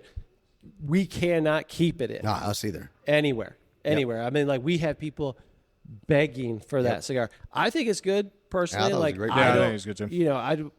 not what I would personally clamor all the time for, but like it may have. I can't think of a cigar that we've been carrying that's had a reaction like this one. Can you?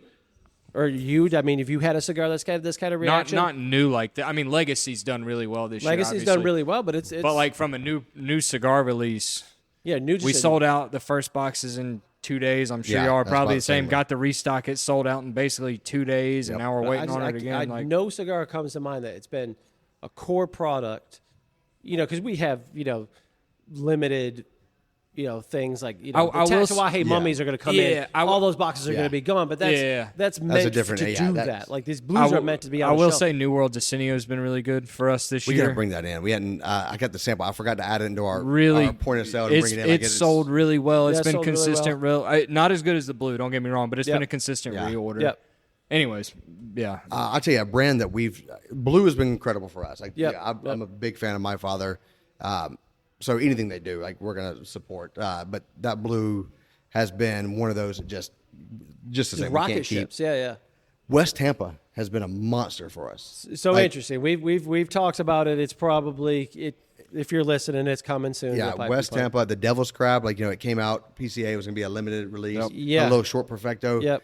I'm so glad they made that regular production. It's still limited. Like it's still kind of Highly rated by the folks out there cigar too. is phenomenal. Like, Is it? We I haven't can't had it yet. keep We- Y'all have any here? Yeah, we got a few here. Actually, Oh, we'll take got one a- out of here. I think we got a box. little recon. Yeah. I think we got a box here. We might have sold out already, but That's all right. But the whole West Tampa line, like we're going strong with them now. I got for my customers listening at the bottle shop, we'll have it coming in hopefully this week too to restock here. We just restocked it in Huntersville, but that line, that's probably been the best new line addition we brought in the last 2 years. I mean, like whole new everything. Like Rick Rodriguez has done a phenomenal job on Also, one of Ethan and I's favorite characters from PCA.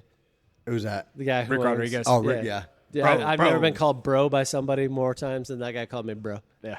Even over Eric Espinosa. Eric Espinosa. I was going to say, yeah. Yeah, That'd they be a rival, good- they rival That'd each be a other. good bro off. Yeah, bro. Yeah. Yeah, could have a bro off. He's yeah. like, I just want you to bring in, bro. Bring in a box, bro. This could be bro. It'll It be could just great. be one It'll box. be great for you, bro. I was We're like, doing bro. great He's things, like, we're bro. gonna do so many good things together, bro. I was like, Yeah. what in the hell is going on right now? We've done well with Placencia always. Like, the We started Almaden Cielo. Placencia a year and a half ago, something like that, 2 years ago.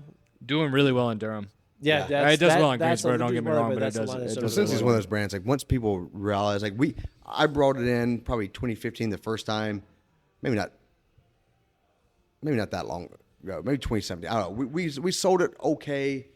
It didn't. I mean, I kind of just dropped it off, and then we started getting some requests for it and brought it back in. And ever since then, it's been probably one of our fastest growing brands. And they don't have a huge portfolio. I mean, they've No, got, you can get their stuff in there pretty succinctly for sure. yeah, I mean, and it's all, I mean, and they've got their very rare limited stuff like the Ometepe or the Year of the Horse that's coming out this year that always sell out fast.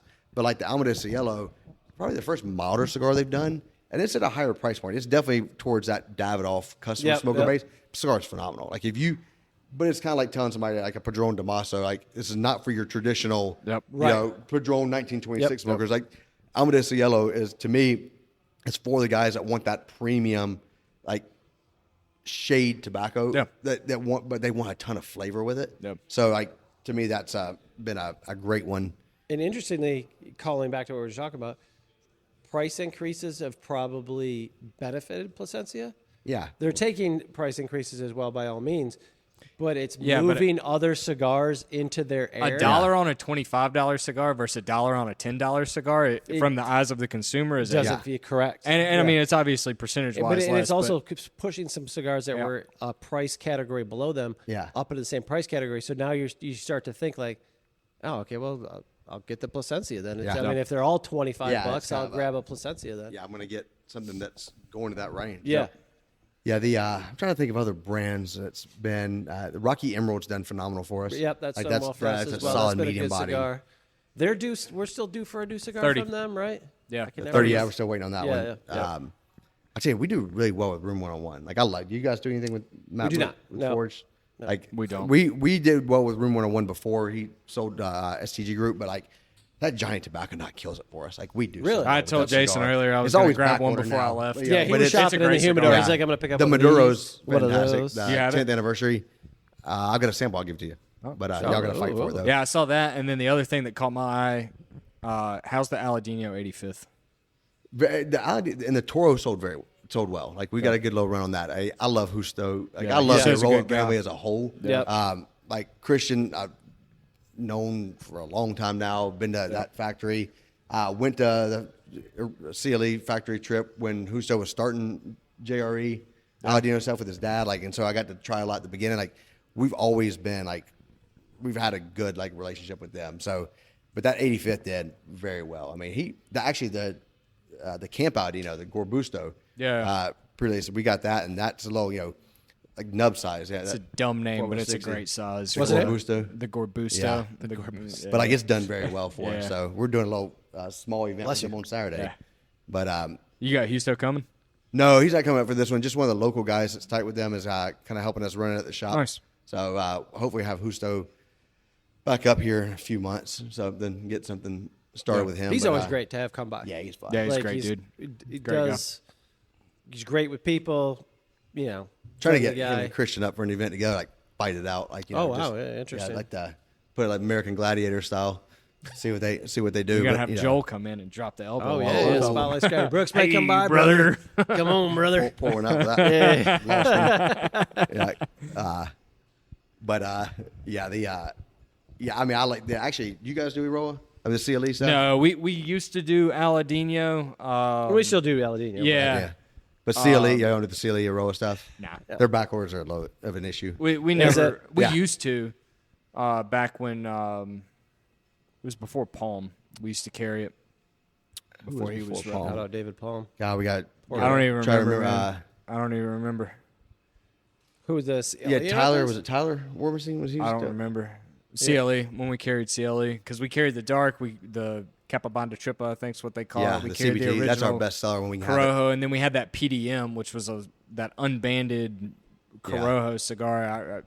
But it's been a while. It's been a while. Yeah, but it still boils back to like what's in that humidor cell. So like if you're asking me like how you should bring it in, like I can't maybe say I disagree, but it's like, what do I take out? Because it's like it has to. Not only does it have to sell, but it has to sell at least as well as what you're taking out of there to make it worth your time and effort. Available. Like here's a question for you: do you carry Dunbarton? No, we did for a little while, and we probably dropped it too soon before they really spiked off. Or as Ethan would say, not soon enough. Yeah, I think they're overrated, but yeah, we don't get a lot. I covered that on a hot topic or hot take podcast. We don't get Really a lot of planting demand his for flag them. on this corner. We don't get quite as much demand for Dunbarton. At least I know. You know, the stuff that we get the demand for is usually stuff I'm like, I can't do anything about, like Davidoff. Like, you know, You're right. I'd love to be a white label account, but you know, their parameters are so strict on that. Yep. Whether you agree with them or not, that's one of those that we would probably like to do, but But yeah, somebody's then just there's got to like make the business decision. That's right. It's like you and- can't let somebody come dominate your humidor. yeah, Especially if it's something, God forbid, doesn't actually really sell. Yeah, and we could probably make the numbers work, especially at the Burkdale location. Like we have a demand for it there. We would probably make it work, but you know they have their requirements of like how far people can be from each other and who can carry it and how. But that's a conversation for a much deeper therapy session. Yeah. Yeah, we'll invite Evan Carpenter up here for that one. Oh, 11. But you know, speaking of shelf space and turning, like we had the Camacho display, you know, the Stop and Shop deal, the big wide one. It was about 5 foot wide years ago. And we were really strong. I was trying to think back for a minute when we were talking they about have an Ava one, a Camacho one. Yep. We were strong with Camacho when they first released, and eventually, we went from shelf space. We did the Stop and Shop, and it kind of just took a dive on us. And I ran the numbers, and like I'll run the numbers on a humidor like it's an apartment complex. Like everything here has got so much rent it's got to pay. Like this is what we know this shelf space should turn. Yeah. Like this is where you need to be if you're going to take up, 40 feet of shelf space. Like I needed this to turn this much volume a year, and their numbers had gone down so much. And I went to them. I was like, look, guys, here's the deal. Like y'all can come take it back, or I'm going to turn it into a really cool home bar. Like, this thing is going to look really good. And they're like, well, why? I'm like, here's the numbers. And that's the thing with these companies, like, you have to do is, like, if you show them the numbers, like, they can't argue with it. Like, if you're just like, I just don't like this anymore, or somebody made me mad, they're like, well, hold on. But I'm like, here's the numbers. Like, this is what you did when we just had you in boxes on the shelf. This is what we did when we went to this. You're at 35% of what you used to do. Like, I got to give the shelf space back to somebody that'll turn. Yep. And I've done the same thing, companies that come in, they're like, well, your numbers are down so much. Like, well, your numbers are down so much, not mine. Like, if you can't supply me with product, I can't turn it. Yep. I'm not going to keep $25,000 on back order and keep reordering. Yeah, that's one of the most frustrating things I need to tell you. Like, well, just, put 20 boxes on back order. Yeah. And like, maybe you'll get some. It's like, hey, that is a sucky way of doing it. And then if you just happen to like drop 25 boxes that I don't need on me, like, that's not any better. I don't need 8 months worth of inventory. Like, no, that's how we run business. 30 days at a time, maybe 60 if it's something that's a little harder. But like, going to go longer, you don't because that happened multiple times during COVID. Like, all right, we kept doing that. Then all of a sudden, I don't know, if somebody refuses a shipment, they're like, oh, we can send you all 20 boxes. I'm like, well, now you just screwed my budget up for the next 2 months on product because I'm either going to discount it, or which you don't want, or I'm not going to buy anything else because all my budget for this is oven oven.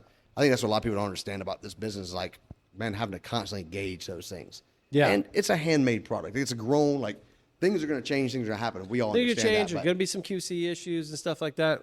That's one of the, again, I don't want to make it all negative, but that we've seen quality control has suffered in a major way with some very particular companies, in our opinion. Yeah. We're not going to call them out, but packaging changes. I mean, how many companies have like, oh, we're changing packaging. Well, now packaging is delayed. We can't send it for another month, 2 months. I'm like, why did you need to change? I mean, I'm on some companies. They're on their sixth rebrand in 8 years. I'm like, come on. Yep. Like, the barcodes change, the boxes change. You go from a 20 count box to a 10 count box. I'm like, well, now you got to make double the amount of boxes, and you couldn't even give me 20 count boxes. So, the reality is the 10 count box costs the exact same as the 20 count box. So now the 10 count is, by doing that, you've increased the price of the cigar. So now we got to get another price increase. Yep. Right. And they don't. Everybody thinks like, oh, if we go to 10-count boxes, they'll sell more. We're in an age of like a lot of consumers.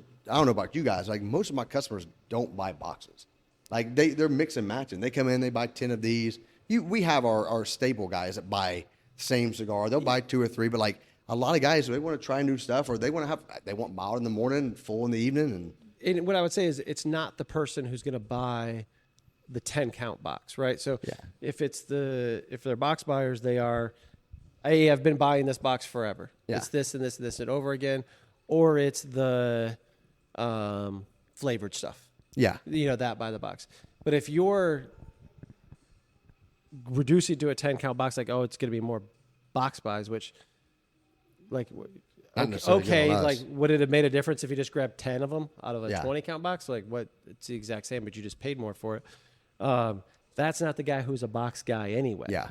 He's not. They're not going to go like, it's, I was going to get 5, 5, and 5 instead of 15. I'm just going to get this 1 10-counter. Like, Yeah. that's just not how it usually works. Maybe if it's a gift purchase, maybe the So that's what holidays, I was can going to see say that. is holiday gift purchase, season. I is buy usually it, what you happens. start to come down into a People price are a little point. bit, but even still, like, if you've got a 10-count box and it's still $200, it's not really like. I was going to say, customers because feel usually like, a 10-counter is usually something that's pricier. Yeah. You're not- there's It's, not it's either either a limited edition or it's Deadwoods. Yeah. Yeah, Or that's- Placencia. I mean, Or Placencia, yeah. Padron sells 10-count boxes and some of their stuff, but like, Really? okay, if you're trying to. Padron's gone to 26s. Oh yeah, that's right. I Yeah. forgot about that. But yeah. Padron's increased box size on some things recently, right? Was something that? No. I ordered the wrong thing. I meant to order a 10-count and ordered a 25 count. Done that before.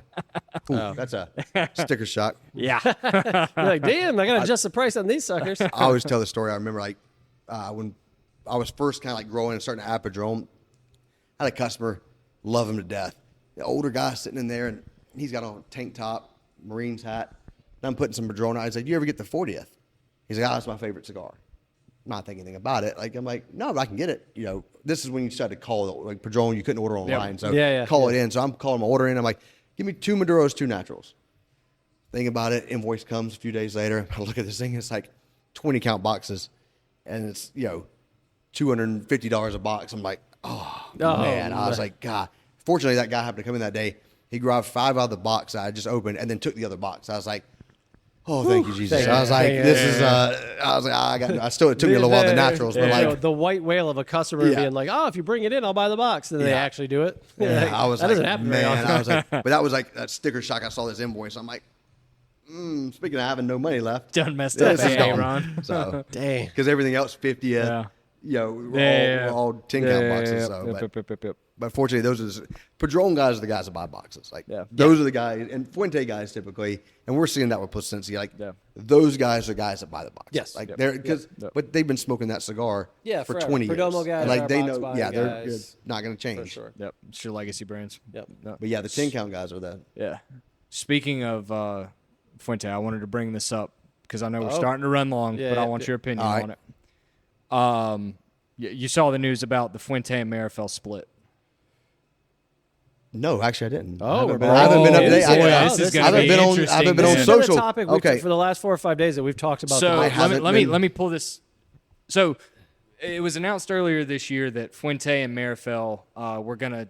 Marifel was not going to be distributing Fuente internationally anymore. Okay. And that was kind of all that we had heard about it. Well, Marifel came out last week middle with last this, week. 2 different articles, 2 different Yep. press releases last with week. this press I haven't release been on anything lately. of. I'm pulling it up right now. Sorry. Okay. Of like, here's what we have to say about this. And a line in this press release. Now, mind you, for those who are listening that don't know, Fuente gets all of their Cameroon from Marifel, Yep. right? That's on the Don Carlos, that's on the Hemingway. Cameroon's on all of their natural stuff. Yep. They've always gotten it from Marifel. A line in this press release. The 2 families have had a history together spanning 3 generations, and Marifel is incredibly proud of what we have been able to achieve for the Fuente family. Unfortunately, Fuente and Marifel have ceased trading together. We are disappointed and saddened by this, and it brings an important chapter in our esteemed history to a close. And then there's been a couple follow-up articles, including Yeah, so Halfwell, Halfwell wrote kind of one. emphasizing that it was It's not just distribution. It's not an amicable split. Yeah. People are mad at each other. When and then it's that not one little distribution. burn line of what we've done for them. Oh, and was, that that- was just there's a whole segment. thing. Yeah, There's a whole there's a paragraph segment whole of thing. how of like how it's not just been money; it's been like time and money, effort energy, by us. employees. To Yeah, increase. that's that will make things interesting. I would imagine that Fuente has a plan that for something along the lines, because for that be, I mean, you know, I think Fuente is one of the most well-known cigar companies, but they're not one of the biggest by far. Like they make Yeah. a lot of cigars, but Yeah. they are, you know, in the terms of the cigar industry now. You look at, you know, Drew Estate, STG, Altadas, you know, even Rocky, like those, they make a lot of cigars. Fuente he's focused. He's always been focused on like making really great cigars and doing it right, and that's what I respect about them. So I would imagine if they are making a change to this magnitude, they have something planned. Hopefully, like So that's the hopefully is the big the thing, hopefully right? is the big thing Because because you're taking out from the biggest. I mean, almost the only producer of Cameroon. yeah, In Yeah, Canada. Fuente in the bought world, Fuente yeah. bought 80% of it. Yeah. From at least that's a number I've heard before. Is Fuente buys 80% of the Marifel Cameroon. I don't know who bought the rest. I guess my question is, one, what are they going to do? Because Dominican Cameroon, if they're growing Cameroon in the Dominican Republic, yeah, it's just like it's not not going to the be the same. same. just like right? Ecuadorian grown or yeah, Correct. Yeah, no, that's the same though. Yeah, Correct. Two, who is going to buy the Cameroon from Marifel then? Because if I am STG or Altadis or somebody like that, I'm now chomping at the bits to say, I'm going to buy all Maybe we your get a lot more. Cameroon. Maybe we get a lot more Bacas now. That would be wonderful. But like, could you imagine if now, you know, Fill that void. Altadis has a Monte Cristo Cameroon or a Romeo Cameroon that's got Well, I Marifel mean, I see Cameroon in STG. it? What was the CAO Cameroon? Didn't they use authentic Cameroon? Maybe. I don't remember. But even still, I mean, it Yeah. wasn't big enough. I mean, they could 20% of what they had left. could And still make something that. that the Halfwell article pointed out was that Fuente prides themselves in having years and years worth of tobacco, Yeah. and I believe that. But what happens when it runs out? Because Yeah. I would argue personally that the Hemingway line is probably their most important line. Yeah. Outside of Opus, which I don't really count that because it's Yeah, it's limited, limited, right? yeah. Right. Yeah. And if that Hemingway line changes and you've got someone that's been smoking that cigar for 30 or 40 years, they're going to know that it's changed. I was texting my friend about it, Mike, the Casa guy, and I was like, man, this feels like a big deal, and nobody's like really talking about it. And he was like, oh, it's a massive deal. And I was like, yeah, okay, all right. I'm glad we're on the same page, Yeah. and we've been talking about it, so I wanted to get your opinion on Well, it. yeah, you know, it's funny because like you change a blend like that. I had when Diamond Crown changed their packaging. You know, they went from the 15 to the 20 count boxes and redid their packaging. My number one of my top customers who only smokes Diamond Crown number 4s, he called me irate. He's like, "This is what's with this cigar." He's like, "One, why is it more expensive? Because his assistant usually buys it." And he's like, "This is a different cigar completely." And I swear I was going to have to get a signed letter from Fuente to convince him Like, no, that it's the same. nothing like, has changed, Like, I mean, yeah. I'm talking to the rep. I'm like, "Look, this is a big deal for both of us." He's not happy. Like, you got to figure out some way to explain to me, like, get me how I can explain, like, it is the same cigar. All they did was change the packaging, Yeah. and like, but I mean, that's how customers are. Like, Yep. once they know something's different, they'll recognize it, and especially like Fuente guys are. That's what They're they like smoke. Fuente yeah. guys are like Padron guys. Yeah, Fuente, Yeah. Padron. I'd say Fuente, Padron, and Davidoff are probably the only three that have that consistent, like, that's what they smoke. Like, Yes. they've been smoking it. Yeah. It's the same cigar for the last 25 years Yep. or Yep. longer, and, like, they're not going to change. But, yeah, that'll be a big deal. Yeah. But like I said, like, companies like, I feel like Fuente is usually probably strategic enough that they have something You would in hope so. mind. You would Or hope it's so. a Or it really could strong be the biggest negotiating. misstep of Yeah, all time. or a really strong negotiating tactic. So Yeah. because both stand to lose a lot if it goes, you know. Yeah. For yeah, sure. and that's it is interesting to think about. Like Marifel has just recently come out with cigars. Yeah. you can't get them. At least I don't know where to order them from. I don't. It's know. funny because expensive. Half Wheel just announced their newest one. Like Yeah, the day Expensive. after. They're really And they're expensive. expensive Oh, as yeah, shit. very expensive. Yeah. And so you would think like they're obviously going to be hurt by Fuente not buying this tobacco now. They have a market for it because they've grown the name because of their wrapper leaf on Fuente. So I don't think they're going to have a problem selling it. Yeah, I gotta like, imagine it may be split amongst 8 companies now versus one company buying 80%. Yeah, I'm sure somebody will jump in on it, but at the same time too, like now it's kind of like like we talked about earlier. Like I'd like to, it'd be nice to have just 50 good customers buy the same thing all the time. Like now you're trying to sell. Okay, you got to sell a little bit to here, sell a little bit here. All the prices are going to be different. We're like, you negotiate a contract out with Fuente. This is a price. Like we have this. Yeah, you can take that lower price. They're going to buy all of it. Like there's not going to be an issue. As opposed to like, okay, well, this company can take 20%. This company wants 40. This one wants 60. This one wants, and then now you're in this whole. Like, it creates a lot more work on them too. So, more moving parts. More things to go wrong.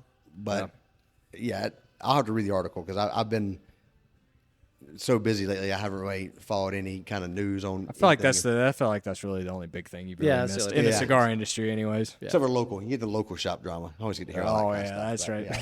But even still, I've been so busy. I don't even get to talk to reps or customers to find out what'd you guys hear about this. Oh yeah, I know you guys. We get. Speaking of that, I got a little tea for you when this podcast. Oh, okay, good. Get the gossip reps. Go ahead. Hear some good stuff. Yeah. All right. Well, appreciate you doing this. Yeah, Shop was absolutely. awesome. Thank you. Let me get you out of here in this. Give for the tens of thousands of viewers out. Yeah. Give us the 30-second Burners commercial pitch. Addresses, where everything's at. Give it to me. All right. So we're sitting in Burner's Bottle Shop. We're at 5823 Prosperity Crossing Drive, Charlotte, North Carolina. We're a full-stocked humidor and a pretty well-stocked beer and wine shop. We're still growing. We've got an outdoor patio to enjoy your cigars here. Indoors, bring the non-smokers and the wives that want to, or husbands that don't want to smoke and enjoy a glass of wine or a cold beer. Burner Cigar Shop in Birkdale Village. We've been there now for almost 15 years. Full cigar lounge on the inside, very well-stocked humidor.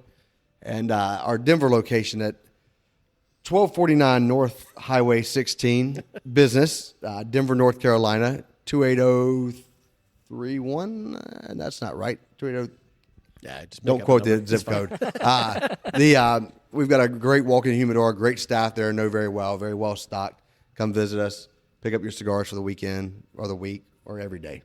There you go, man. If you're not shopping at the Pipe and Pint, which we encourage you to do. If you go to Greensboro, this is your next best option. Visit our friends. It's a distant second. But it is They'll honor all our discounts. We appreciate it, buddy. Thank you, guys. Yeah, Thank you, brother. absolutely appreciate Always. you. Appreciate it, everybody. Yeah, between two burns, between two burns, yeah, between two burns. Come and join the convo. Jason and Ethan here to talk, yo. Chilling while we filling up the room with cigar smoke. Hey, between two burns, yeah, between two burns.